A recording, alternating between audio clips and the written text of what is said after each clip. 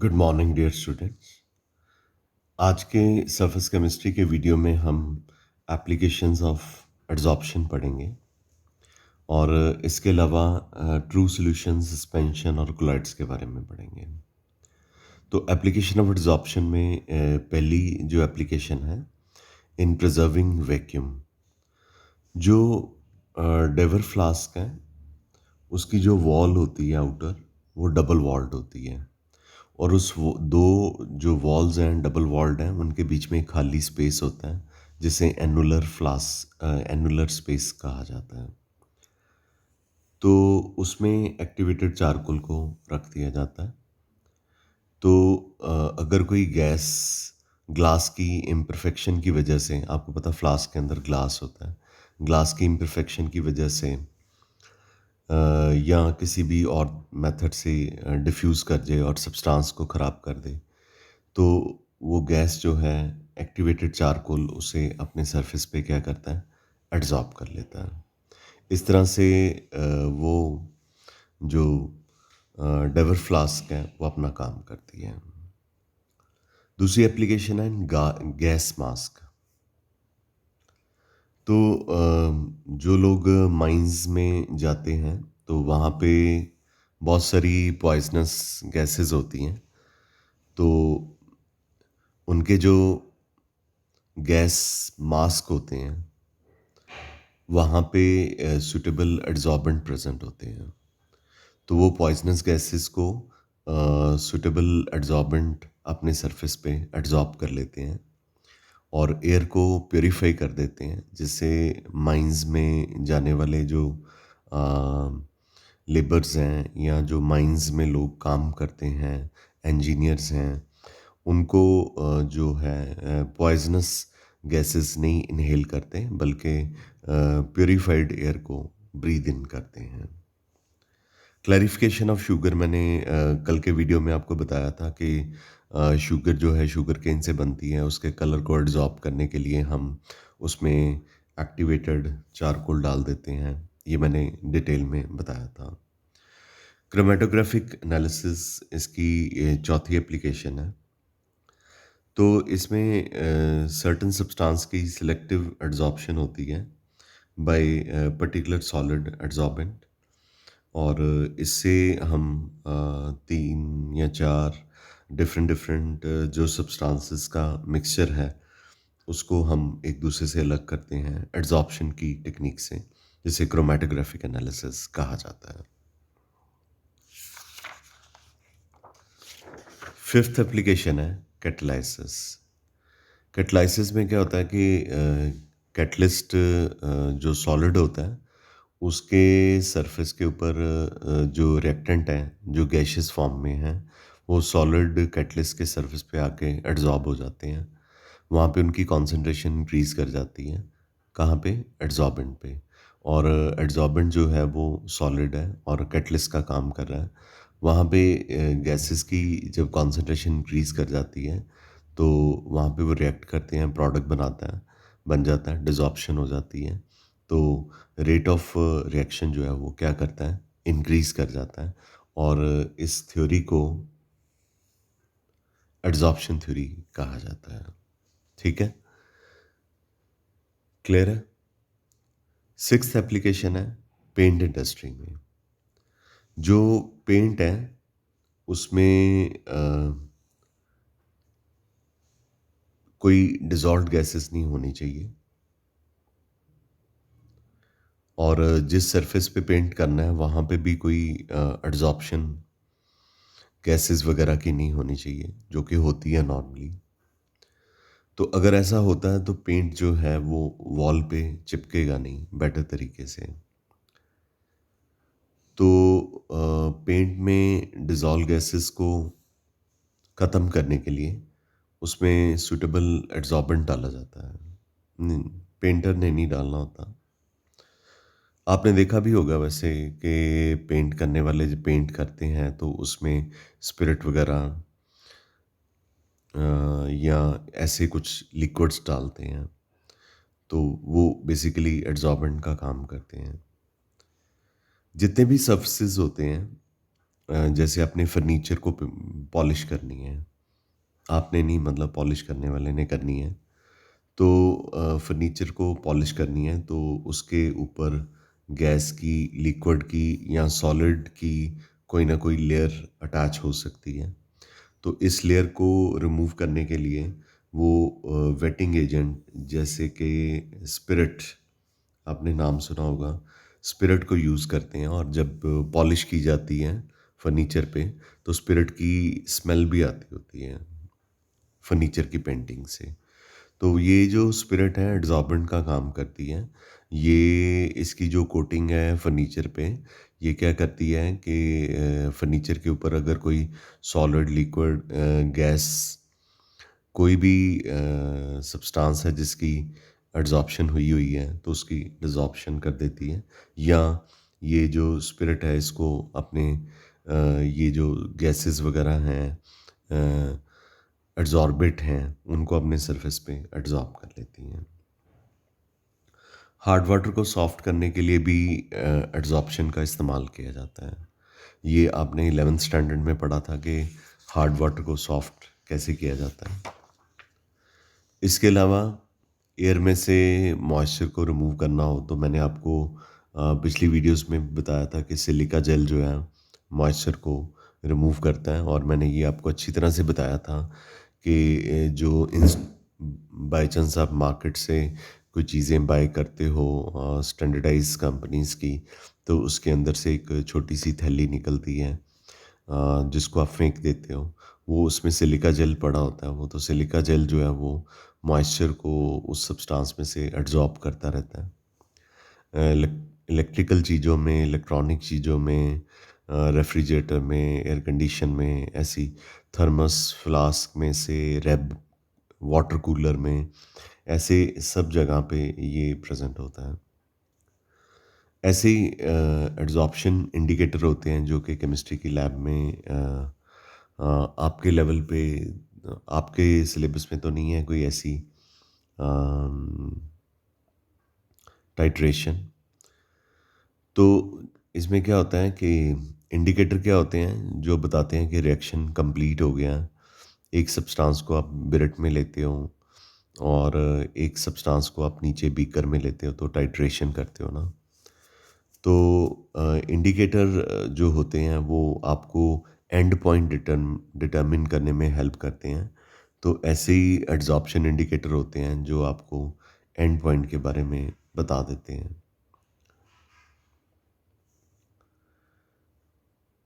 Next है application में separation of inert gases. जो कोकोनट का चारकोल होता है, हाँ कोकोनट का जो चारकोल होता है वो अपने सरफेस पे नोबल गैसेस को डिफरेंट टेम्परेचर पे एब्जॉर्ब करता है। तो उनका नोबल गैसेस का जो रेट ऑफ एब्जॉर्प्शन होता है चारकोल के सरफेस पे वो डिफरेंट होता है। तो इस तरह से डिफरेंट डिफरेंट टाइम पे हीलियम, नियोन, आर्गन जब कोकोनट चारकोल पे एड्जॉर्ब होती है तो उनको सेपरेट आउट कर लिया जाता है अगर आपके पास उनका नोबल गैसेस का या इनर्ट गैसेस का मिक्सचर है। 11th एप्लीकेशन है इन क्योर ऑफ डिजीजेस। कुछ मेडिसिन जो हैं वो बॉडी में जाके जर्म्स को अपने सरफेस पे एड्जॉर्ब कर लेती हैं। कुछ मेडिसिन ऐसी हैं जो हमारी बॉडी में जाके जर्म्स को अपने सरफेस पे एड्जॉर्ब कर लेती हैं। अब ये फार्माकोलॉजिस्ट को पता होगा कि जो मेडिसिन है वो स्मॉल इंटेस्टाइन में एक्ट करेगी या कहाँ पे एक्ट करेगी। तो कुछ मेडिसिन जो हैं वो जर्म्स को अपने सरफेस पे एड्जॉर्ब कर लेती हैं, उनको जर्म्स को किल भी कर देती हैं। तो इस तरह से वो जर्म्स जो हैं जो कि डिज़ीज़ का रीज़न है, तो वो डिज़ीज़ जो है वो हमें उससे we will be get rid of. हमें उससे छुटकारा मिल जाएगा और इस तरह से मेडिसिन भी एड्जॉर्प्शन करके जर्म्स की या मतलब कि माइक्रोस्कोपिक ऑर्गेनिज्म की एड्जॉर्प्शन करके हमें हेल्प करती है बीमारियों से बचाने के लिए। 12th है फ्रोथ फ्लोटेशन प्रोसेस में। आपने 9th और 10th स्टैंडर्ड में फ्रोथ फ्लोटेशन प्रोसेस पढ़ा होगा। इसमें सल्फाइड ओर जो होती हैं उनको प्योरीफाई करना होता है। सल्फाइड ओर को कॉन्सेंट्रेट करना होता है, उनको साफ़ करना होता है, उसमें कुछ इम्प्योरिटीज़ होती हैं। तो सल्फाइड ओर को पानी में डाल के उसमें पाइन ऑयल डाल देते हैं और उसमें से गर्म हवा पास करके उसमें अच्छी तरह से स्टिरर की हेल्प से उसको स्टिर करते हैं, तो ऊपर झाग आ जाती है। वो जो फ्रोथ होती है, झाग, वो जो फ्रोथ होती है अपने साथ सल्फाइड ओर को लेके आती है एडज़ॉर्ब करके, उसको हम अलग कर लेते हैं और उसकी जो अर्दी पार्टिकल्स होते हैं, गैंजूस पार्टिकल्स होते हैं या इम्प्योरिटीज़ होती हैं, उनको वाटर वेट कर देता है, वो बीकर के नीचे बैठ जाती हैं और सल्फाइड ओर जो है झाग के साथ ऊपर आ जाती हैं एड्जॉर्प्शन के प्रोसेस से। तो हम सल्फाइड ओर को झाग के साथ कलेक्ट कर लेते हैं। ये फ्रोथ रोटेशन प्रोसेस है। ये बहुत ही इम्पॉर्टेंट एप्लीकेशन है। सारी इम्पॉर्टेंट है पर चलो ये पिछली क्लासेस में भी थी तो और definitely is one of the important application, तो आपको इसके बारे में अच्छे से पढ़ना है। ठीक है, आप इसके लिए फ्रोथ फ्लोटेशन प्रोसेस के लिए I would suggest you metal and metallurgy वाला चैप्टर जो है वो रेफ़र कीजिए। वहाँ पे टॉपिक है कॉन्सेंट्रेशन ऑफ ओर। तो सल्फाइड ओर की जो आपने कॉन्सेंट्रेशन करनी है उसमें आपको ये मिल जाएगा। फ्रोथ फ्लोटेशन प्रोसेस बड़ा प्रिसाइजली वहाँ पे डिटेल में लिखा हुआ है। ठीक है, आगे मेरे पास जो टॉपिक है वो है कि ट्रू सॉल्यूशन, सस्पेंशन और कोलाइडल सॉल्यूशन क्या होती हैं और इनकी हम एक एक एग्जांपल भी देंगे। ट्रू सॉल्यूशन तो आपको पता है कि होमोजेनस मिक्सचर होता है जिसमें सल्यूट थॉरली सॉल्वेंट में डिज़ोल्व होता है और इनका पार्टिकल का साइज़ जो है 1 नैनोमीटर से कम होता है। और इसकी एग्जांपल आप सबको पता है, आपने सॉल्यूशन चैप्टर पढ़ा है। सोडियम क्लोराइड को वाटर में डिज़ोल्व कर दो, शुगर को वाटर में डिज़ोल्व कर दो, ये आपकी ट्रू सॉल्यूशन की एग्जांपल्स हैं। पर पार्टिकल का साइज़ आपने लर्न करना है, 1 नैनोमीटर से कम होता है। नेक्स्ट है ट्रू सॉल्यूशन में आपने पढ़ा होमोजीनियस होता है,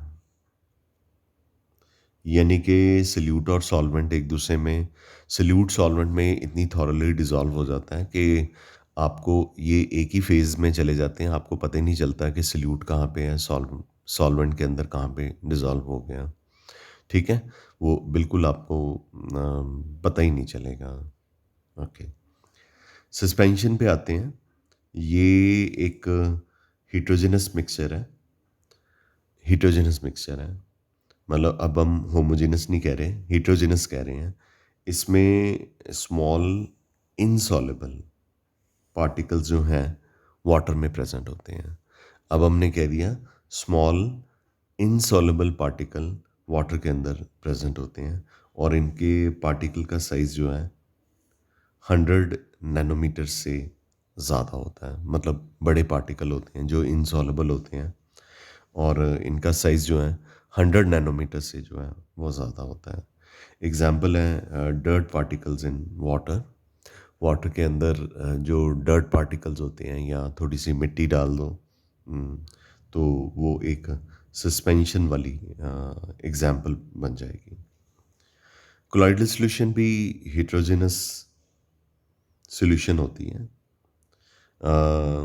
लेकिन इसमें आपको कोई अ, इस तरह के पार्टिकल्स तैरते हुए नज़र नहीं आएंगे, मतलब सॉल्यूशन की तरह ही लगेगा ये। तो इसीलिए इसके साथ यहाँ पे सॉल्यूशन लिखा हुआ है। होती तो ये हेटेरोजेनस है और इसमें पार्टिकल जो हैं इंटरमीडिएट साइज़ के होते हैं, मतलब ट्रू सॉल्यूशन से बड़े होते हैं और पार्टिकल का साइज़ जो है सस्पेंशन से कम होता है, और इनका डायमीटर जो है 1 to 100 नैनोमीटर के बीच में होता है। और एग्जाम्पल इसकी है मिल्क, और इसकी एग्जाम्पल क्या है? मिल्क। ठीक है, ये आपकी कोलाइडल सॉल्यूशन की एग्जाम्पल है। आगे चल के हम कोलाइडल सॉल्यूशन के बारे में और भी पढ़ेंगे। हमने अब इन तीनों को डिफरेंशिएट भी कर देते हैं थोड़ा सा, ट्रू सॉल्यूशन, कोलाइडल सॉल्यूशन और सस्पेंशन को। तो हमारा जो पहला डिफरेंस पार्टिकल का साइज़ है, पीछे मैंने नैनोमीटर में बताए थे, यहाँ पे ऑंगस्ट्रॉम में बता दिए हैं। ठीक है, तो ट्रू सॉल्यूशन में पार्टिकल का साइज़ 10 ऑंगस्ट्रॉम से कम है, कोलाइडल सॉल्यूशन में 10 से 10,000 ऑंगस्ट्रॉम के बीच में है, सस्पेंशन में पार्टिकल का साइज़ 10,000 ऑंगस्ट्रॉम से ग्रेटर है। यानी कि कोलाइडल सॉल्यूशन के में पार्टिकल का साइज़ जो है ट्रू सॉल्यूशन और सस्पेंशन के बीच में इंटरमीडिएट है, यानी इन दोनों के बीच में है। फिल्ट्रेबिलिटी दूसरी प्रॉपर्टी है जिनके बेस पे इनको डिफरेंशिएट करना है। इधर प्रॉपर्टीज़ के नाम लिखे हुए हैं जिन पे बेस पे हमने इनको एक दूसरे से डिफरेंशिएट करना है। तो ट्रू सॉल्यूशन जो है फ़िल्टर पेपर में से भी ऑर्डिनरी फ़िल्टर पेपर ले लो आप। Ordinary filter paper, ordinary filter paper जो आपको लैब में इजीली मिल जाएगा। ऑर्डिनरी फ़िल्टर पेपर में से पास कर जाते हैं, और एनिमल मेम्ब्रेन में से भी पास कर जाते हैं। एनिमल मेम्ब्रेन के बारे में हमने सॉल्यूशन चैप्टर के बीच में पढ़ा था। ये एक सेमी परमिएबल मेम्ब्रेन की तरह होती है, और पिग का जो ब्लैडर है वहाँ से एनिमल मेम्ब्रेन की क्लासिकल एग्जांपल है बनाई जाती है। जो कोलाइडल सॉल्यूशन है ये फ़िल्टर पेपर से पास कर जाते हैं, पर एनिमल मेम्ब्रेन से नहीं पास करते क्योंकि इनका साइज़ थोड़ा बड़ा है। तो सस्पेंशन का पार्टिकल तो बहुत ही बड़ा है, ना तो ये फ़िल्टर पेपर से पास करते हैं, ना ये एनिमल मेम्ब्रेन से पास करते हैं। सेटल डाउन होने की बात करते हैं कि बीकर के अंदर ट्रू सॉल्यूशन सेटल होती है कि नहीं। तो ट्रू सॉल्यूशन के पार्टिकल्स तो फ्लोट ही करते हैं, ये कभी भी, और मोर ओवर ये विजिबल भी नहीं है, ये do not settle. Colloidal solution भी पार्टिकल भी डू नॉट सेटल। इसकी एग्जांपल हमने मिल्क पढ़ी है। तो कभी ऐसा हुआ है कि आपने मिल्क पीना हो, तो चाहे रेफ्रिजरेटर में पड़ा हो, कच्चा दूध है, अभी आपने बॉयल नहीं करा, तो उसमें कोई चीज़ नीचे सेटल हो जाए। अगर सेटल हो गई है तो फिर तो दूध ही इम्प्योर है, शायद उसमें कुछ वो इम्प्योरिटी डाल के लेके लाया, कुछ अडल्ट्रेशन करी है, उसमें कुछ मिक्सिंग करी है। ऐसा तो कभी भी नहीं हुआ कि दूध के नीचे प्रोटीन सेटल हो जाए, या दूध के नीचे पानी सेटल हो जाए, पानी अलग नज़र आए, दूध अलग नज़र आए। ऐसा कभी नहीं होता। सस्पेंशन जो है वो उसके पार्टिकल बहुत ही बड़े साइज़ के होते हैं, 10,000 ऑंगस्ट्रॉम से भी ज़्यादा इनका साइज़ है, ग्रेटर साइज़ है। तो डेफिनेटली ये सेटल हो जाएंगे। विजिबिलिटी की बात करें तो ट्रू सॉल्यूशन जो है इनविजिबल है, कोलाइडल सॉल्यूशन जो है वो लाइट को स्कैटर करते हैं, और इनको हम अल्ट्रा माइक्रोस्कोप की हेल्प से ऑब्ज़र्व कर सकते हैं।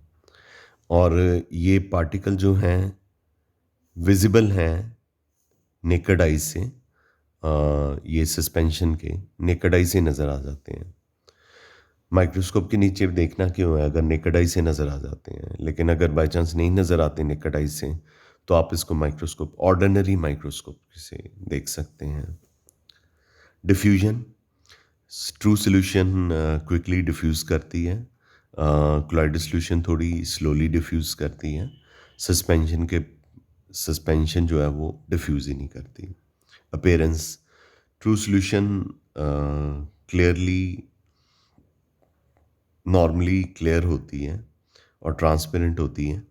कोलाइडल सॉल्यूशन ट्रांसल्यूसेंट होती हैं।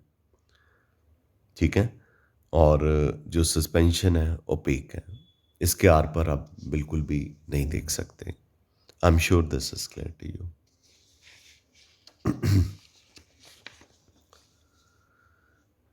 आगे हमने पढ़ना है कि why the term colloid refers to state of matter than kind of matter. ये एक बहुत ही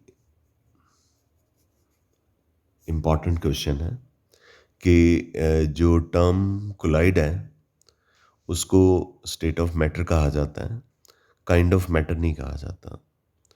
देखिए, जितने भी सब्सटेंसेस होते हैं ना, चाहे सॉल्युबल या इनसॉल्युबल, उनको आप कोलाइड की तरह बना सकते हो, लेकिन अंडर सूटेबल कंडीशन।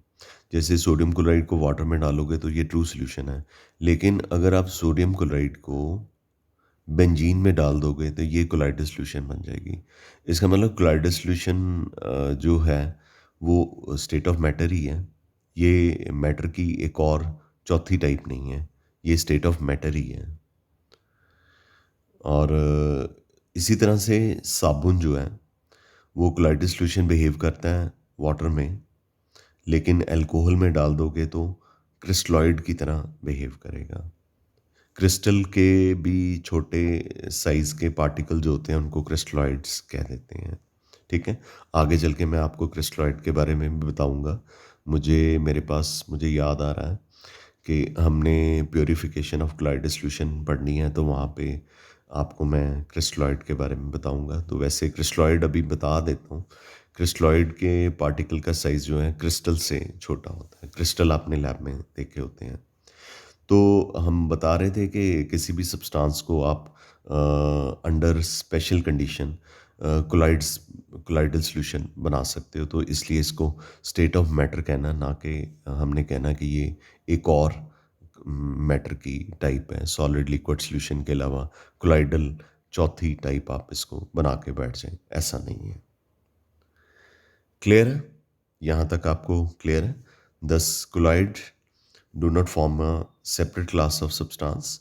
ये सब्सटेंस की सेपरेट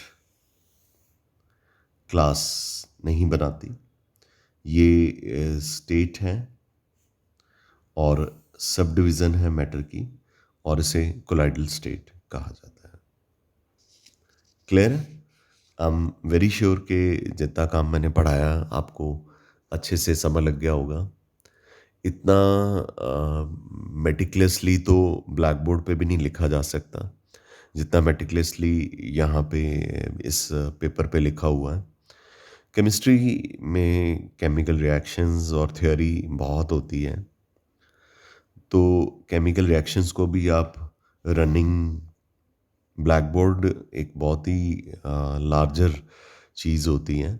वहाँ पे क्लासरूम में बच्चों के साथ इंटरेक्शन होती रहती है, तो बच्चों से पूछते हैं कि आपको समझ लग गया? कई बच्चा रेज हैंड कर देता है कि अभी सर रुक जाइए, अभी नहीं, नोट करा, लाइक दैट। यहाँ पे आपको इस तरह की कोई प्रॉब्लम जो है नहीं आएगी। आगे मुझे पढ़ना है डिस्पर्स फेस और डिस्पर्शन मीडियम जो है वो क्या होते हैं। डिस्पर्स फेस और डिस्पर्शन मीडियम जो है ये हम कोलाइडल स्टेट के लिए या कोलाइडल सॉल्यूशन के लिए यूज़ करते हैं। तो जैसे सॉल्यूशन में सॉल्यूट और सॉल्वेंट होता है, तो जो कोलाइडल सॉल्यूशन होती है उसमें डिस्पर्स फेस और डिस्पर्शन मीडियम होता है। डिस्पर्स फेस एक सॉल्यूट की तरह बिहेव करता है, थॉरली डिस्पर्शन मीडियम में डिसॉल्व होता है, और डिस्पर्शन मीडियम एक सॉल्वेंट की तरह बिहेव करता है। तो आइए इसको पढ़ भी लेते हैं। In colloidal state the term solute is replaced by, ये जो सॉल्यूट की टर्म है is replaced by disperse phase. तो इसका मतलब कि सब्सटेंस जो है वो डिस्पर्शन मीडियम में डिस्ट्रीब्यूटेड होता है, और जो टर्म सॉल्वेंट है उसको हमने कोलाइडल सॉल्यूशन में डिस्पर्शन मीडियम से डिस्प्लेस या रिप्लेस किया हुआ है। यानी सॉल्यूट और सॉल्वेंट ट्रू सॉल्यूशन के लिए होते हैं, disperse phase and dispersion medium respectively solute and solvent की तरह ही बिहेव करते हैं, लेकिन ट्रू सॉल्यूशन में नहीं, कोलाइडल सॉल्यूशन में। डिस्पर्शन मीडियम का मतलब है कि एक ऐसा मीडियम जिसमें कोई सब्सटेंस डिस्पर्स होता है सॉल्यूट की तरह, और वो जो सब्सटेंस डिस्पर्स होता है कोलाइडल पार्टिकल की फॉर्म में डिस्पर्स होता है। ठीक है, तो कोलाइडल पार्टिकल जब डिस्पर्शन मीडियम में डिसॉल्व होते हैं तो ये एक कोलाइडल सोल बन जाएगी। Colloidal sol, SOL, sol. तो इसमें डिस्पर्शन मीडियम और डिस्पर्स फेस जो हैं, ये दोनों, मैं रिवर्स बोलता हूँ, इसमें डिस्पर्स फेस और डिस्पर्शन मीडियम जो हैं solute and solvent respectively behave करते हैं। आई एम श्योर कि आपको आज के लेक्चर में काफ़ी सारी चीज़ें जो मैंने पढ़ाई आपको लिखने में काफ़ी टाइम लगेगा, मुझे पता है। Must be very clear to you. सो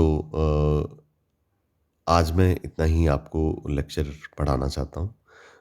बाकी हम कल के वीडियो में देखेंगे। जब भी आपकी कोई प्रॉब्लम हो, आप मुझे कॉल करना चाहें तो आप 6:30 के बाद कर लिया कीजिए, शाम को 6:30 बजे के बाद।